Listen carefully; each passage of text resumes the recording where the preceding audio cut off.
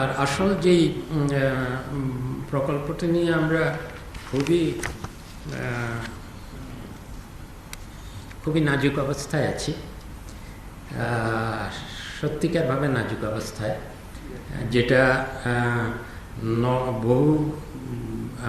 বহুদিন বেশ কিছুদিন ধরে আমাদের নগর পরিবহন বিশেষজ্ঞ যারা দেশীয় বিদেশে আমাদের যারা বিশেষজ্ঞ আছেন তাদের সাথেও আমরা আলাপ আলোচনা করেছি। এটা হলো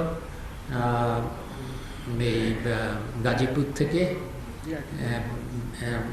এয়ারপোর্ট পর্যন্ত বাস র্যাপিড ট্রানজিট প্রজেক্ট। এটা এডিবির অর্থায়নে হয়েছে এবং ফরাসি অর্থায়নে হয়েছে। এটা এখন পূর্ত কাজ প্রায় শেষের দিকে। ওই যে র্যাপিড বাস ট্রানজিটের জন্য অনেক বাস লাগবে, কারণ এই মূল পরিকল্পনাটা হলো যে 3 মিনিট বা 5 মিনিট, প্রতি 5 মিনিটে একটি করে বাস যেতে থাকবে। কিন্তু এরকমের অপরিকল্পিত মেগা প্রজেক্ট চিন্তার বাইরে। এই প্রকল্পে আমি জাস্ট কতগুলো দিক দেখাই যেগুলোতে অসঙ্গতি, এবং এই অসঙ্গতিগুলো কেন হলো, কারা এটা নকশা করলেন।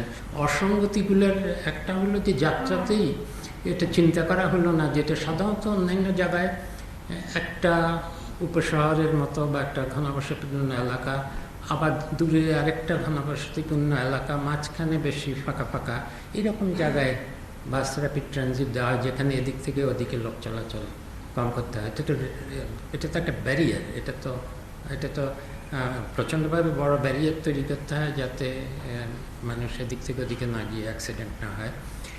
তারপরে হলো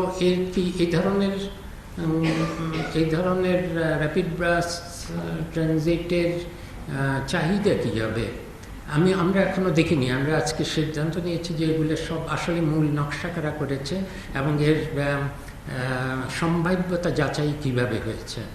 কারণ এত অদ্ভুত একটা প্রকল্পের সম্ভাব্যতা যাচাই করতে গেলে এটার যে চাহিদা হবে কিনা, কারা এতে চড়বে।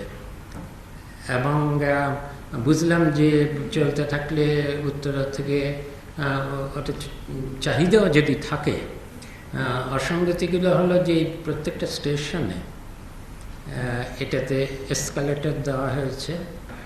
এখন এই প্রকল্প ছিল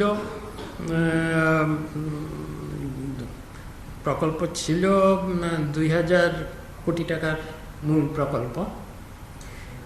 এটা এখন আমরা যদি